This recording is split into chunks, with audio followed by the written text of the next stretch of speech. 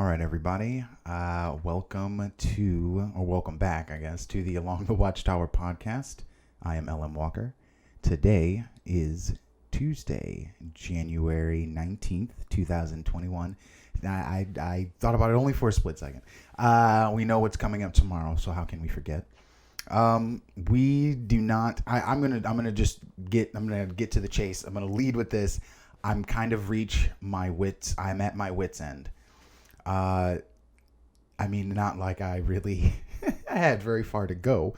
However, the discouragement, the toxicity, the polarization, the just the deconstruction. No, the obliteration. Because a deconstruction would be fine. Deconstruction can be orderly, right? That's part of reform, in fact, is to deconstruct and reorganize, rearrange, right? To reorient. However, with an obliteration, a desecration, a complete and utter desolation, a decimation, we can keep going, of everything. Now, see, here's the thing. If you are of the mindset that it all needs to come down anyway, and not necessarily an anarchist, but that we need reform, political reform overall, and the only way that can come, because I think everyone agrees we need reform, and how deep that reform goes and to what ends one will go to achieve it is the question. I actually need to close my window 1 second here. So, the point I'm trying to get to is that the lines of communication have pretty much shut. And when I say pretty much, I mean they've slammed shut in front of my face. Here I thought that I thought that they had almost closed or were closed off anyway, and I was kind of speaking through a cup, as it were, through a doorway, you know what I mean, that sort of deal, in a very ad lib, ad hoc, ingenious way of trying to just speak my mind and not have it reverberate back to myself, because I'm basically talking to myself. At this point, there is no way to have a conversation outside, really, of the two polarized positions, for the most part. And really, people are like, well, what do you mean?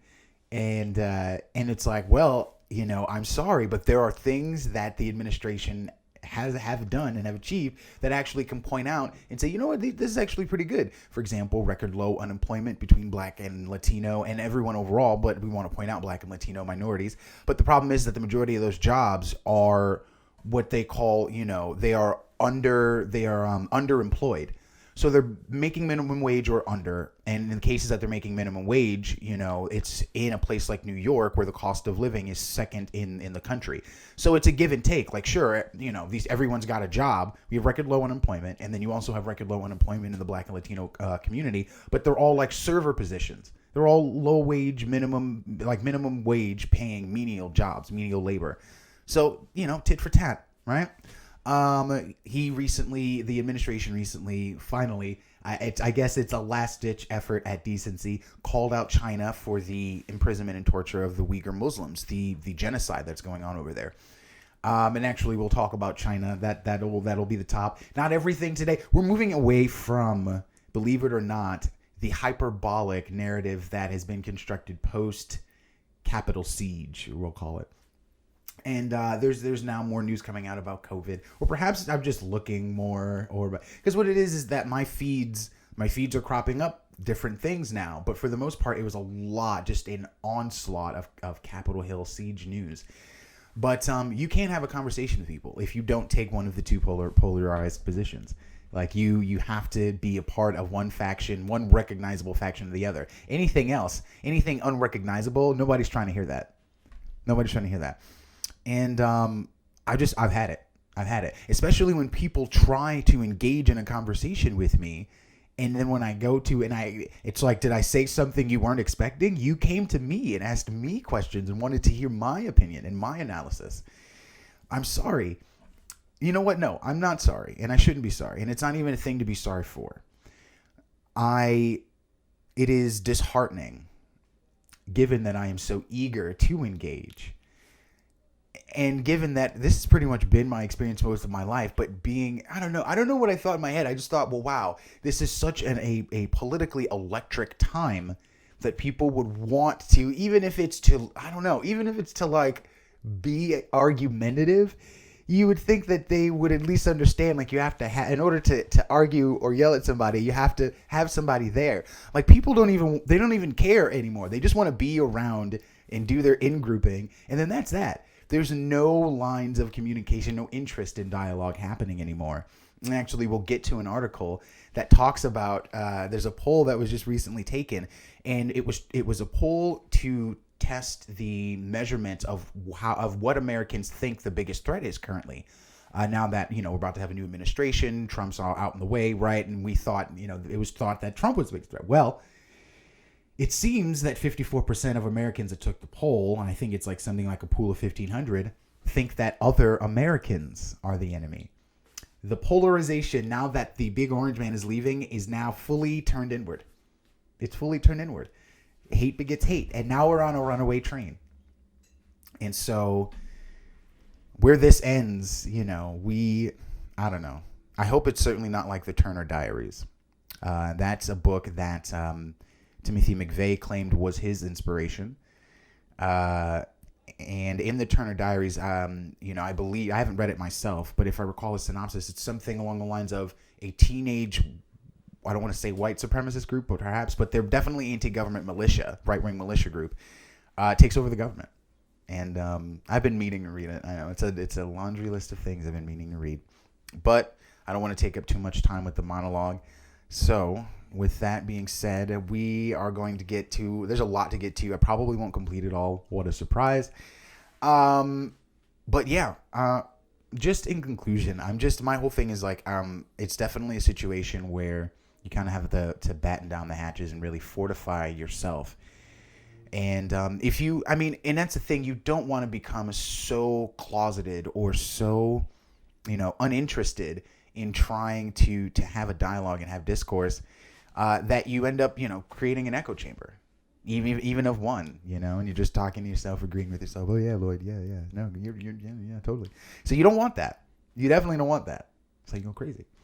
But this lack of interest, because it's like you can't approach someone to have a conversation about something, and then when they respond to you, you all of a sudden close the lines of communication because you feel like they should fit into a particular perception or mindset.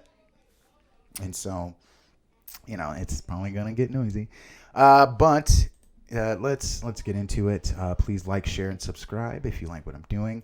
We're gonna get better every day, getting better all the time. I almost had to mute there. All right, so let's see here.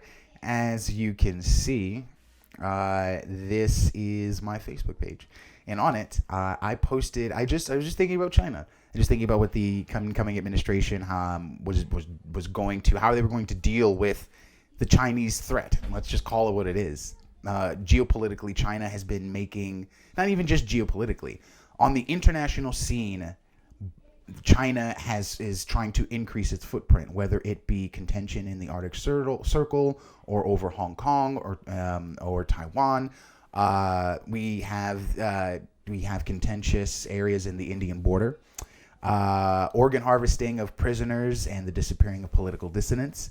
We have the Uyghur Muslims I mentioned, and their genocide that's going on there. We have the issues with Tibet and the country as a whole, and the choosing of the Dalai Lama. Though the prospect of Chinese peacekeepers, Xi Jinping recently said that he wanted to toss out there 8,000 Chinese peacekeepers to help around the world. Let's see. China's creating a generation of super soldiers using gene editing, CRISPR type technology. They said at first that it was they were doing this on babies, and they had like 3 babies born this way.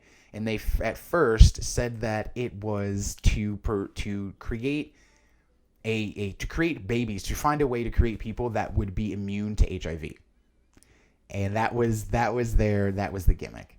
But yeah, gene editing babies, and of course we have the Wuhan files and their handling of COVID. They're lying about COVID. But yeah, so what's interesting is that, like I mentioned earlier, the U.S. declares China's actions against Uyghurs genocide.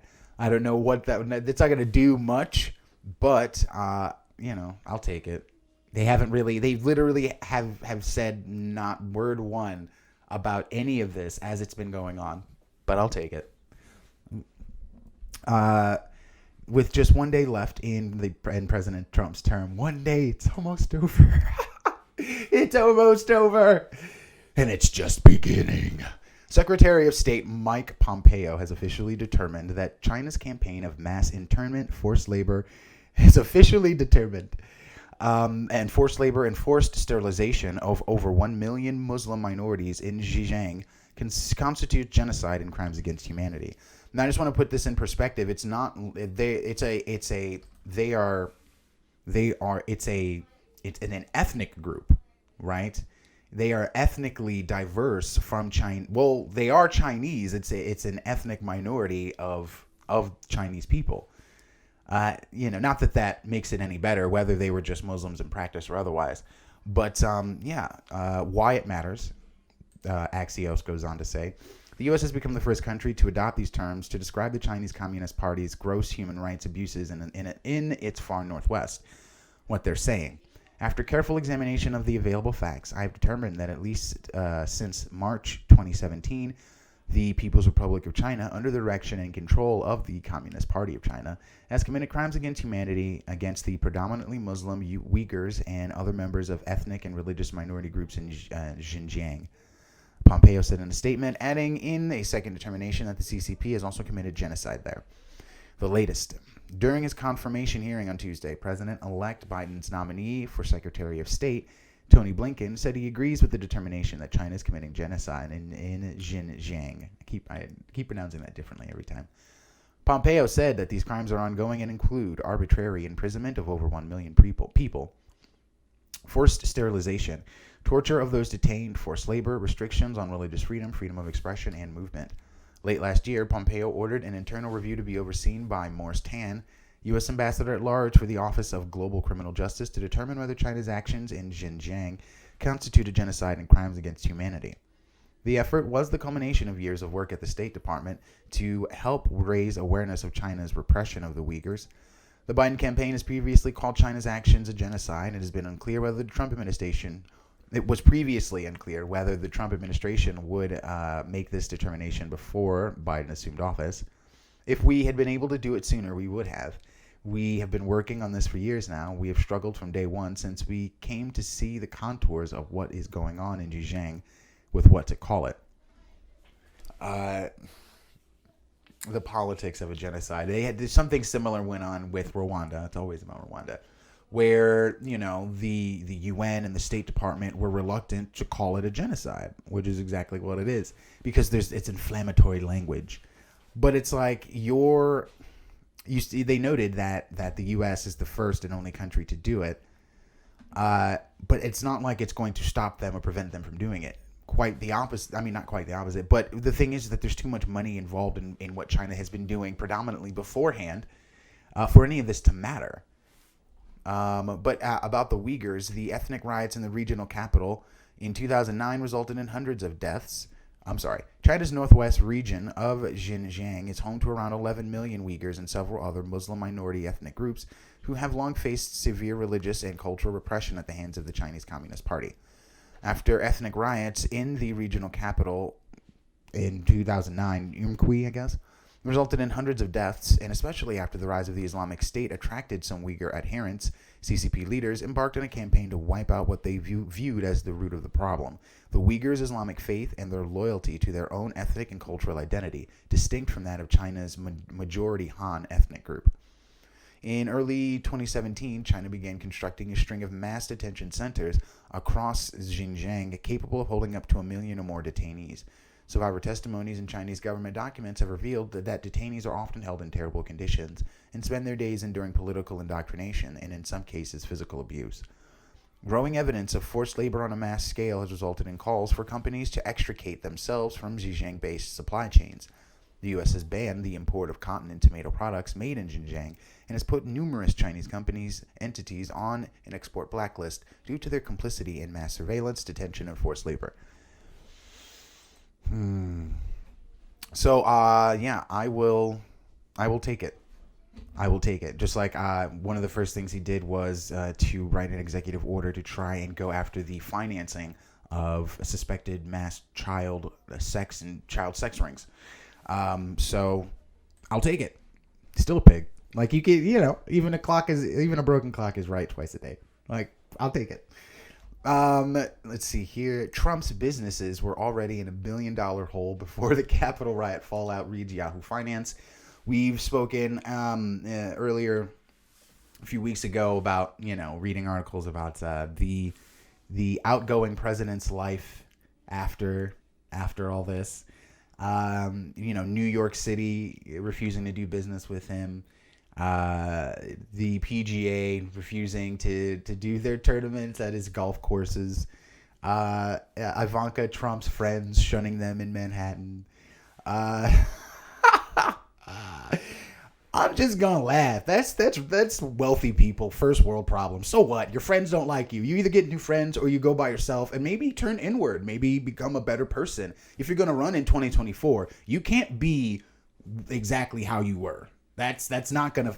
I mean, listen. We're gonna talk later on about the GOP fracturing into the Republican Party is now fracturing between Trumpers and contemporary GOP members. And perhaps, I hope not. Let's hope in 4 years, these belligerent. Listen, let me not be condescending.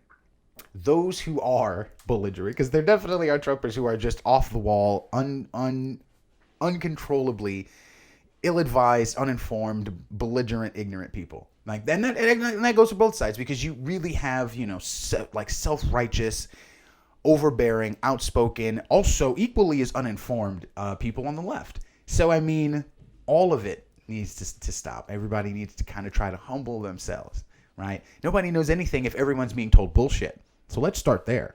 That's why I always turn towards the media and not towards people I disagree with, okay? And this is another thing. My whole thing about information is more important. Okay. In the level of forming your opinion, do you not think that the validity and the integrity of the information you're forming your opinion on matters, right? That's what you're basing your opinion on. Shouldn't you try and vet that information as much as possible if how you're going to go through the world with an opinion is based on that information? Unless you're basing your opinion off of your feelings, in which case your feelings can't be vetted, but your feelings aren't reality. Not that they should be dismissed. They do have value. But there is still a reality around you that incorporates things out of your control, right? We have to incorporate the things that are out of our control into our understanding of reality. We're not the only ones living in the world. Told you. What a surprise there. Anyway, so yeah. I was going through a list of Trump's shittiness post-presidency, whatever. Trump's businesses were already in $1 billion hole before the Capitol riot fallout. By almost any metric, the Trump administration has taken extraordinary measures to help the president's businesses profit during his 4 years in office. The administration pushed to hold the G7 summit at President Trump's private club, and the president himself visited one of his own properties on approximately 1 out of every 3 days he's been in office. But the striking thing, based on the limited information we have about the inner workings of Trump's company, is how little these moves helped the profitability of the business itself. They were already in trouble. Robert McGuire, director, because we know he's been filed for bankruptcy 7 times or something. Research director of watchdog organization Citizens for Responsibilities and Ethics in Washington, or CREW, told Yahoo Finance this was before the pandemic, and then the pandemic hits and it's a huge blow. Forbes has been estimating Trump's net worth for years. In March 2016, the earliest figure available was $4.5 billion. Soon after he was inaugurated, that had dropped to $3.5 billion. We now have him at $2.5 billion. And that's a very substantial hit. Oh no!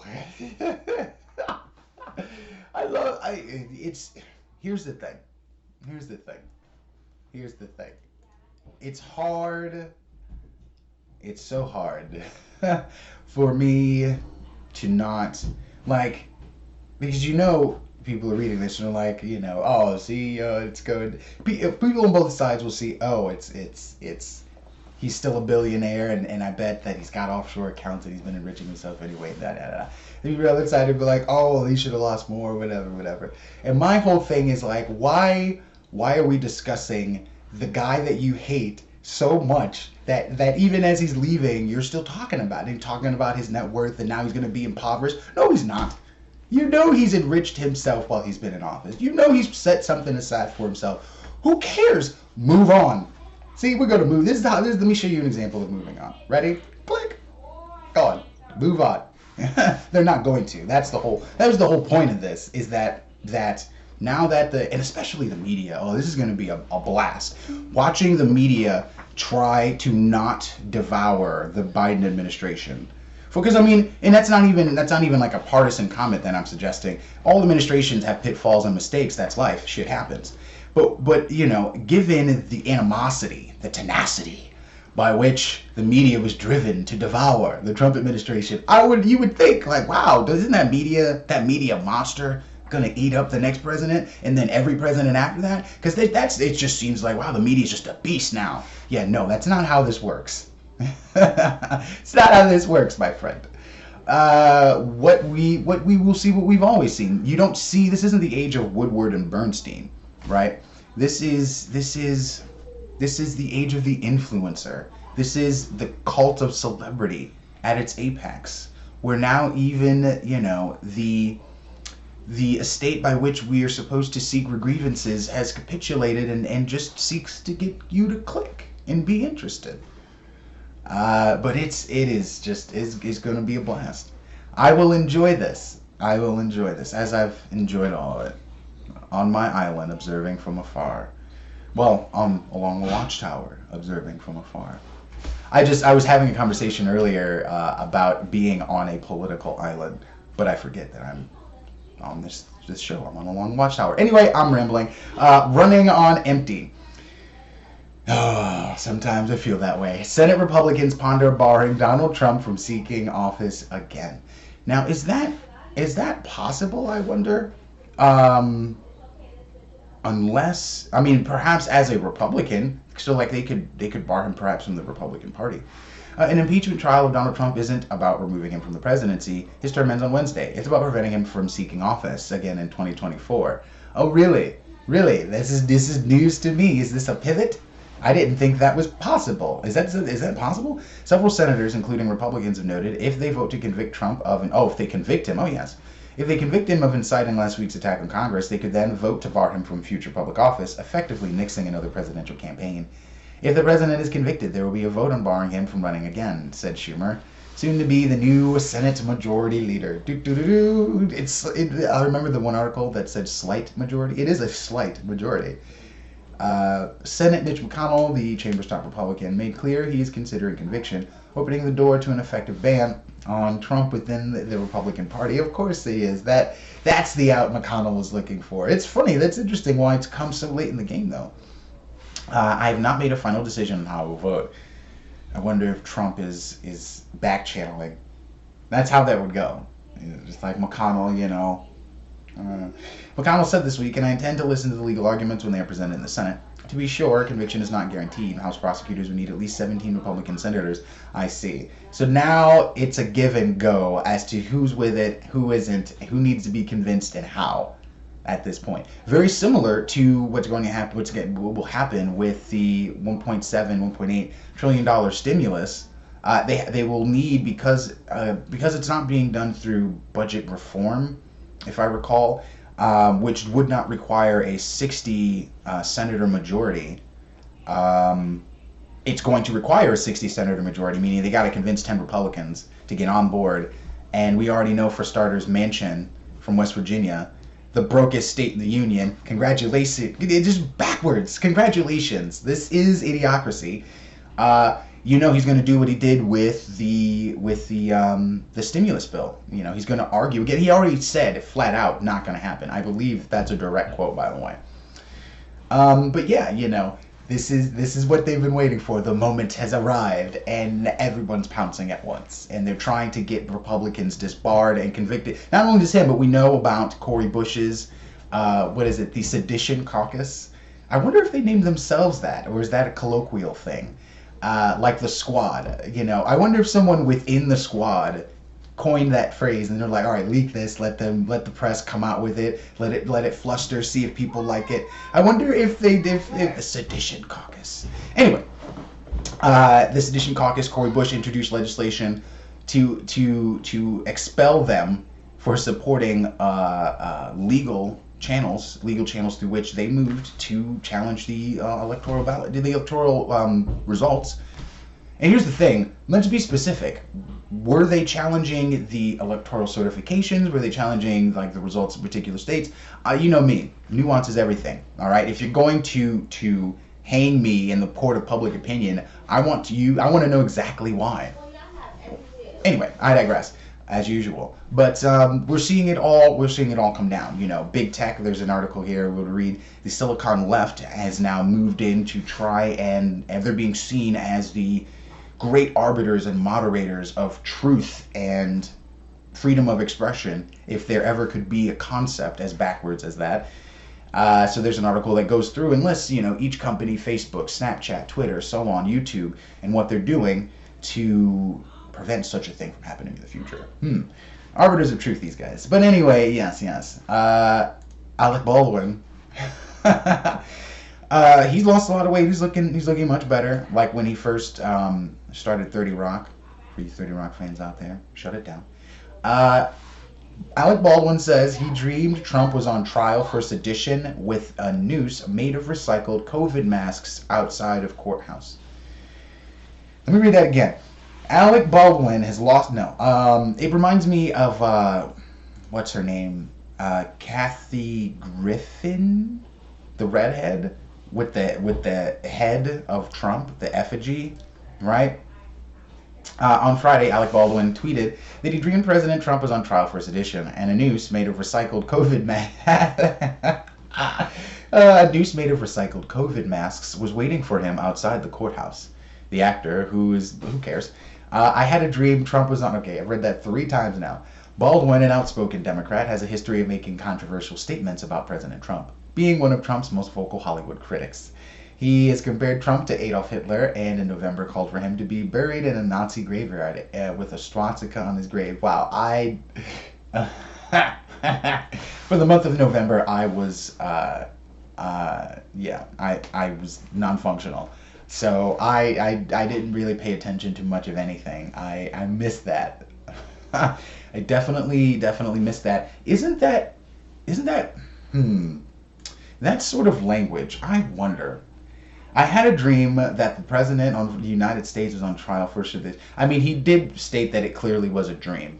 But if we're charging that language, inflammatory language can be insightful or inciting, right? Can be what's the word I'm looking for? I don't want to say hate speech. They try to be very coy when they describe it. We don't want any sort of language that incites violence, etc. I mean, it kind of borderlines, I suppose. He did, like I said, he made it clear it was a dream. Then again, it is a person, right? A. B, it is the president of the United States, even if it is his last day. And C, I mean, I feel like if you replace Trump with any other president of the United States, you would get a reaction of a solid, categorical denouncement of someone saying a statement like this. Regardless of how anyone feels, you can't, I mean, you obviously can have your cake and eat it too. Life is that way, however reality exists, right? Real is real. People get away with this. This shit gets away with. I'm still frazzled by all this, quite frankly. I see videos. I'm still stuck on that shit of people kissing the boots of other people in church and stuff like that. And it's just like, the proselytizing of oppression is what I'm seeing. That's what I'm seeing. That's what shakes me. Is I'm seeing the justification for what I think is explicit and violent speech. I think this is crazy. I don't think this would fly. For example, if you replace Trump with Obama, you think that would fly? You think that would go down? No, because people like Obama. Like, none of this is policy related. This is what I'm talking about the cult of celebrity. None of this is policy related. Basically, if this were about a person that people liked, there would be outrage. That makes me laugh in not an amusing way. I mean, it is slightly amusing, but it's morbid and it's gallows humor, and none of this is actually funny. This should not be propagated and supported. But like I said, you have to know your audience. I keep saying that to people all the time these days. You have to know your audience. I'm beating my head against a wall trying to, and that's the thing. You don't want to close the lines of communication, but I have to realize when I'm speaking to a zealot. So I'm gonna move along. The Trump administration is revoking licenses of companies that supply to Huawei as a final blow to the Chinese tech giant. As we saw, the New York Stock Exchange, as part of the Trump administration's trade policy against China, attempted and then reversed and then did delist 3 Chicom companies. I just saw that apparently the new DCNI, the DNI, Director of Naval Intelligence, is a staunch, anti-communist. I didn't get a chance to read it. I just saw it right before I came on air. So, that's good. But, thus far, though I'm prepared for Chinese kowtowing, we haven't really seen a move towards that direction yet. But just briefly, we'll cover this. The White House is revoking the licenses of companies that do business with the Chinese tech giant Huawei. Huawei has long been the target of the Trump administration, which views the firm as spies for the Chinese government. Huawei has repeatedly denied it intends to use its networks to spy. Well, good for it. Stand up for your capitalist ability, I guess. Capitalist rights.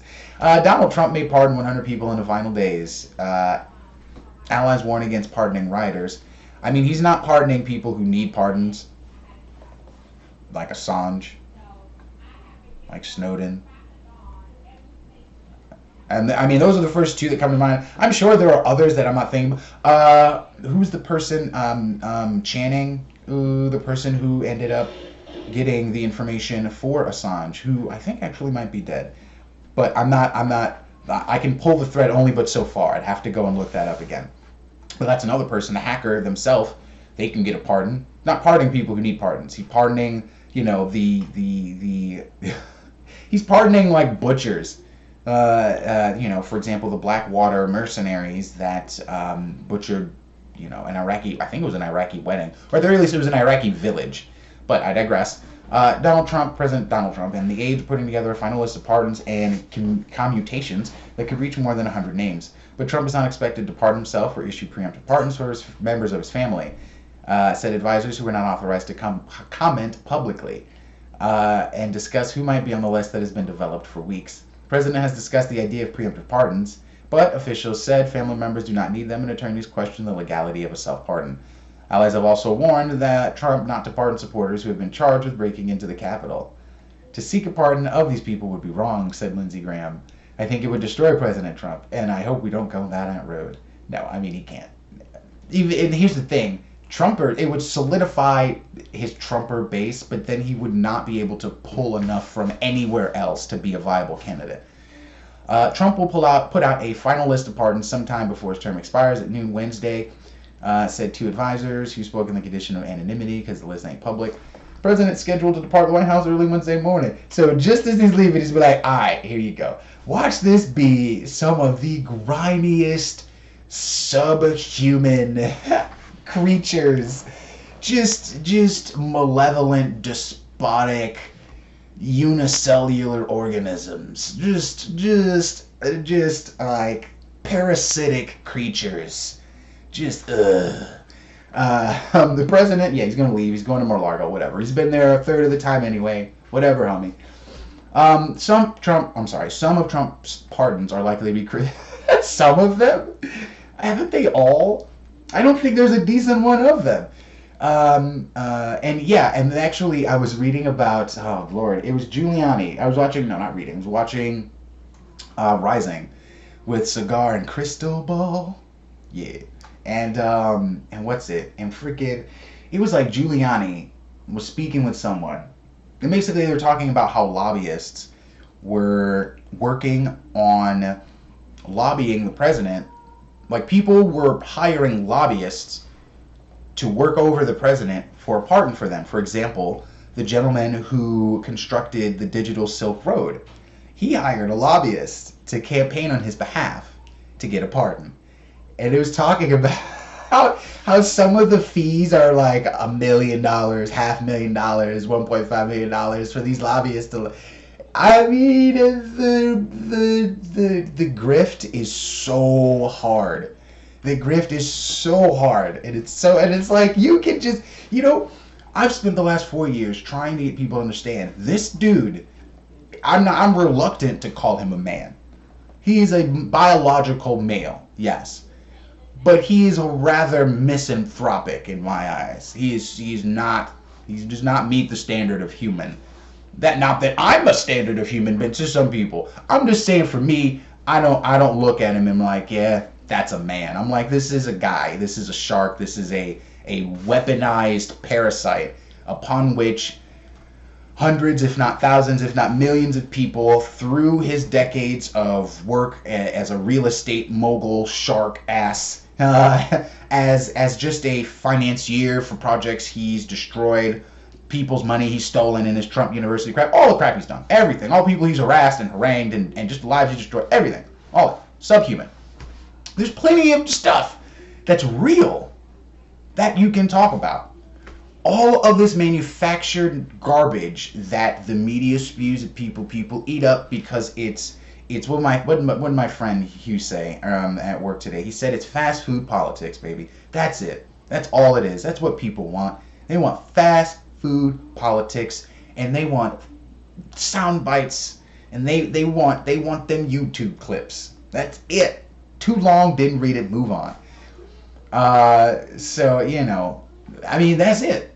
He's being criticized for, okay, here we go. The group of people that he should probably help out is Julian. The problem is that not everyone amongst the Trumper base believes that Julian Assange did a good thing. They don't, not really, because you have to remember, there's also the same disenfranchised, low information voters that don't realize that Julian Assange should not be charged for espionage. They think that this guy, Julian Assange, who's a publisher, right, hacked into the U.S. military and spread secrets that could have gotten people hurt. There's actually a much more complicated story than that. But the too long didn't read it for you is that he's a publisher, one, and two, actually within WikiLeaks, the redacted version that he was working on and actually was speaking and communicating with the State Department to make sure that it was redacted so no one would get hurt, was released unredacted against his will.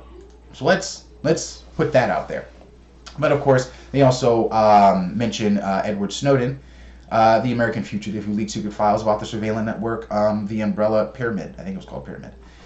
Lawmakers have asked Trump not to pardon these American patriots. Go figure. Trump is expected to pardon or commute the sentences of prisoners as part of his efforts at criminal justice reform. The White House has called for reduced prison time for less serious nonviolent criminal offenses. Last-minute pardons, including disputed ones, are something of a tradition for outgoing presidents.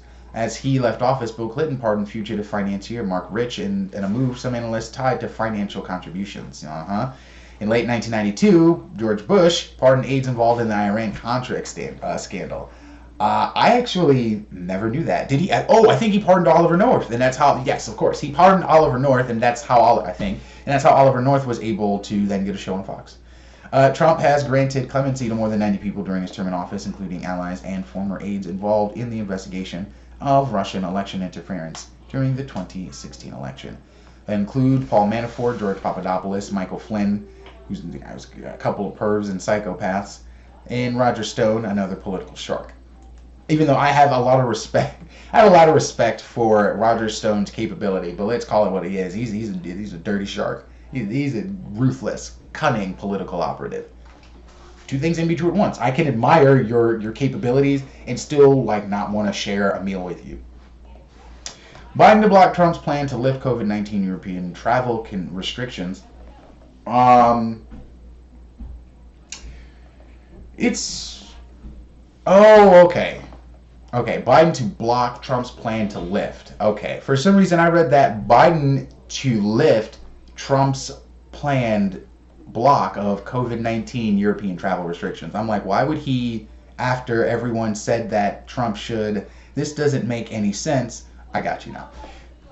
President-elect Joe Biden plans to quickly extend travel restrictions barring travel by most people who have recently been in much of Europe and Brazil soon after President Donald Trump lifted those requirements effective January 26th. Trump signed an order Monday lifting the restrictions he imposed early last year in response to the pandemic, a decision first reported Monday by Reuters after winning support from coronavirus task force members and public health officials. Soon after Trump's order was made public, Biden spokeswoman Jen Psaki tweeted, "On the advice of our medical team, the administration does not intend to lift those restrictions on January 26th. With the pandemic worsening and more contagious variants emerging around the world, this is not a time to be lifting restrictions on international travel." I mean, are the restrictions? I thought the restrictions. Oh, okay, yeah, that they all need to present a negative corona test. I mean, dude, honestly, with the amount of testing, because the corona industry is in full effect. With the amount of testing going on, you can get testing done easily and quickly. I don't see why you need to do that. For all you listeners, you can't see this, but on the right-hand side, Moderna says possible allergic reaction to COVID-19 vaccine under investigation. How many weeks later? You have to laugh. If you do not laugh, the level of frustration one could experience, it may be toxifying, okay? And I mean that seriously. I truly do. McConnell, Trump provoked crowd that stormed Capitol, right? This shit gets me every time. Oh my God, I don't think we did. I don't think we covered it. The other day, I was watching a montage of Democrats using what is now considered inflammatory language at political rallies for the last 4 years. I mean, I should just play that. I don't want to go and sift through things on air during a recording. But really, what the reality of it is that it's hypocrisy. It's a double standard, right? You have Maxine Waters telling people to go harass and harangue people out in the streets, okay? Yeah, Bill O'Reilly. You have, oh my God, I forgot her name. And it's plentiful. It's plentiful. But the reality is that even excluding them, right, you still have what really is just normal language. You have to stand up. You got to fight for what you believe in. It's the same rhetoric that you hear at any political rally. Here we go. Well, that's another flashback. We're talking about the 2004 elections, and because again, for the last 30 years, the Democrats have lost. They've challenged the election, which is fine. That's their legal right, and really, that's their obligation to their constituents if they feel like something's amiss and they should challenge. So it's interesting, of course, that we now are in the position that we're in, especially also given that they spent the last 4 years essentially challenging the election. Be that as it may, I actually do now want to play this video. Okay, this is a montage of Democrats using inflammatory language. You know, it is what it is.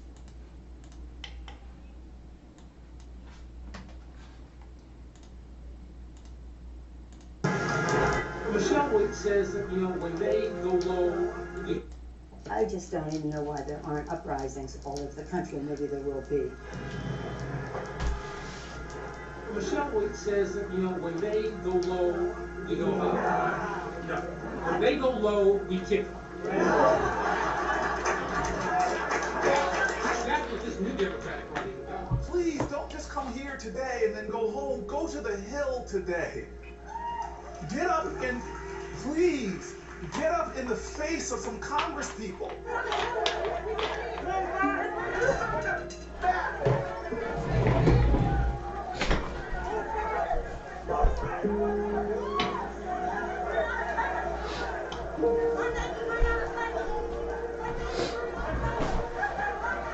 Who take an oath to protect and defend the Constitution from all enemies, foreign and domestic. And sadly, the domestic enemies to our voting system and our honoring our Constitution are right at 1600 Pennsylvania Avenue with their allies in the Congress of the United States.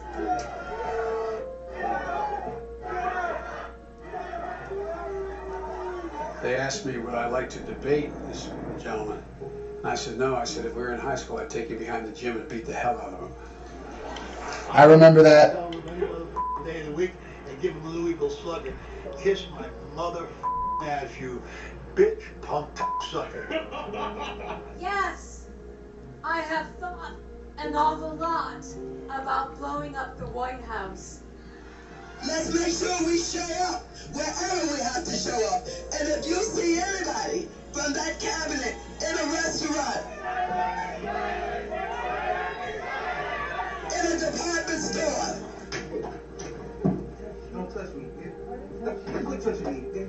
Yeah, don't bitches hurt. Don't bitches hurt. Stop moving. Don't hurt. Don't touch me. at a gasoline station, you get out and you create a crowd. And you push back on them. And you tell them they're not welcome anymore, anywhere. He can't come back to New York. He can't. He's going to walk down the street in New York. Forget bodyguards. He better have an army if he thinks he's going to walk down the street in New York. Same exact thing. That's it. Rotate a little bit this way. Other way. Other way. That's it right there. If the president does go ahead and fire Robert Mueller, we would have people take to the streets. I believe there would be widespread civil unrest because Americans understand that the rule of law is paramount. When was the last time an actor assassinated the president?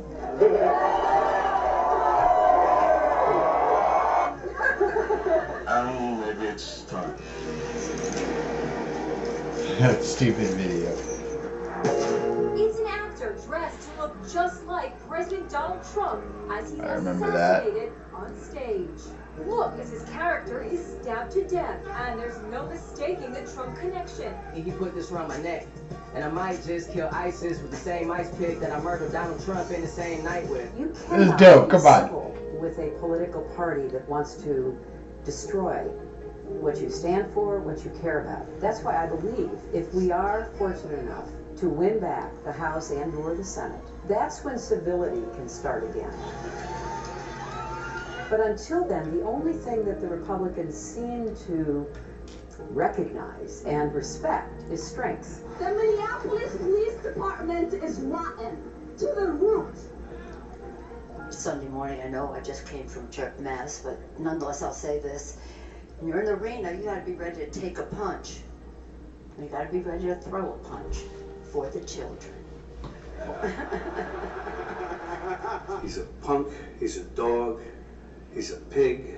Well, I'd like to punch him in the face. Even in states where Donald Trump won big, that it does you any good running away from Donald Trump. I think you need to go back and punch him in the face. I mean, the truth is this guy is bad for this country. Kind of shocking. Honestly, I don't necessarily like it. I'm not real excited about it being in my neighborhood. Neighbors in the Oakdale neighborhood are uncomfortable with this hanging Trump doll that appeared on their street after Donald Trump got inaugurated. It's impossible to get away from it. You know, I had a dream the other night about that I was playing golf with Donald Trump and I was standing beside him with a club in my hand and I was, considering my options when I suddenly woke up. You know, it was one of those dreams where you want to just get back to sleep so you can finish it, And that yes, without no justice, there will be no peace. So this is just a warning to you Trumpers. Be careful. Walk lightly. We ain't playing with you. Enough of the shenanigans. Enough is enough. And for those of you who are soldiers, you know how to do it. Do it right. Be in order. Make them pay.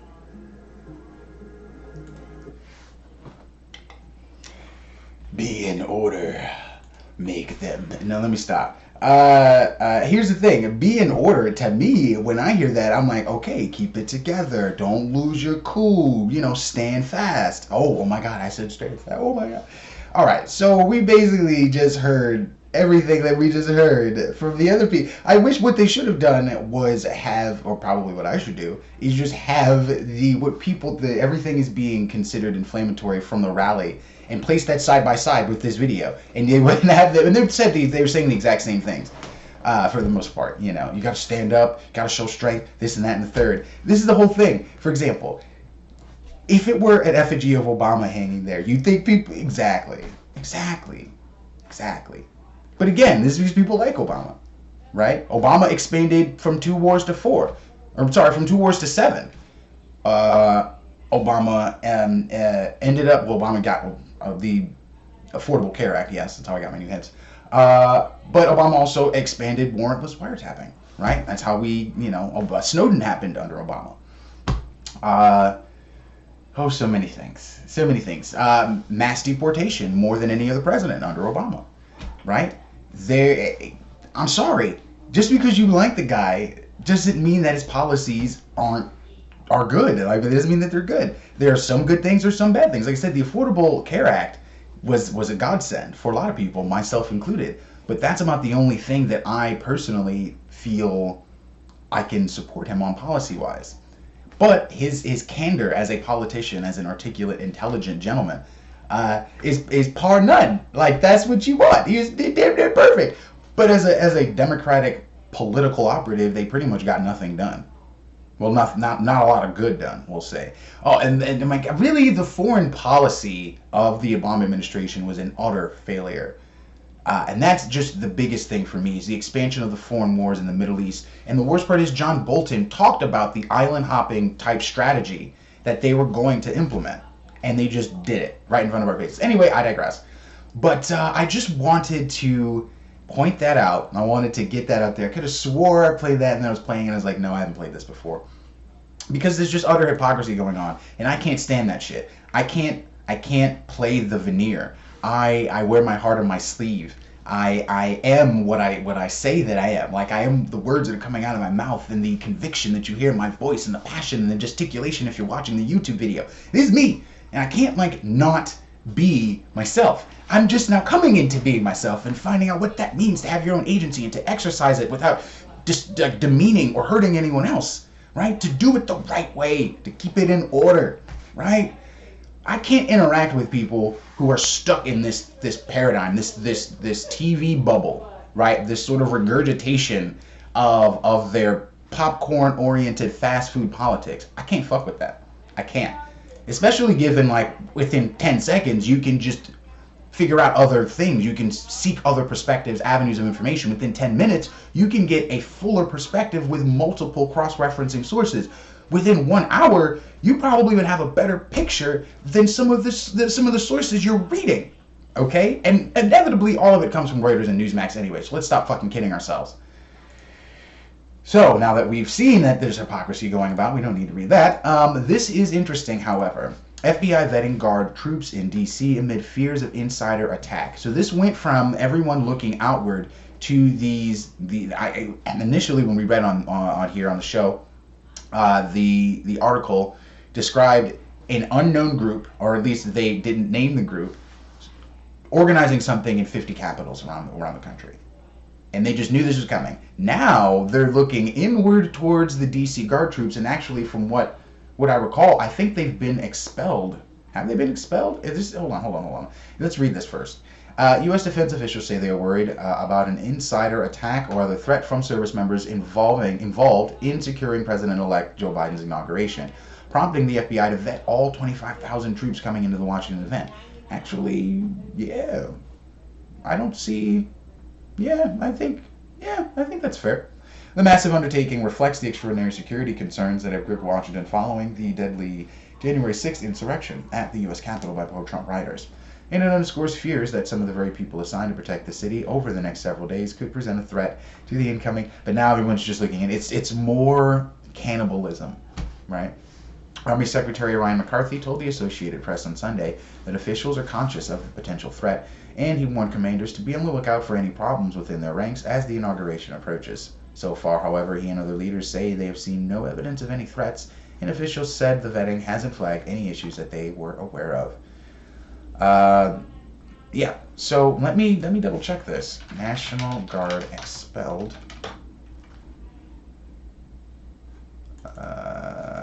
No, I think they're still there. In DC. I see. So 12 National Guardsmen were removed from the DC mission. This is 4 hours ago. 12 Army National Guardsmen have been removed. 2 guards were found to have ties with right-wing militia. Damn, that was fast. Well, the article we were reading initially was from Monday, the 18th. Right? Yeah, Monday the 18th. So Monday the 18th, they began vetting. They probably began over the weekend. And by today, they'd nabbed 12. Not that that's... But like, think about that percentage-wise, right? 10%, it's less than like one. It's like I'm terrible with math. It's got to be like 0.003% or something absurd. Out of 25,000 National Guardsmen, they found 12. 2 guardsmen were found to have right-wing ties to militia groups or posted extremist views online. And by the way, they found 12 so far. And by the way, I'd love to know what their litmus for right-wing, or what litmus for extremism is.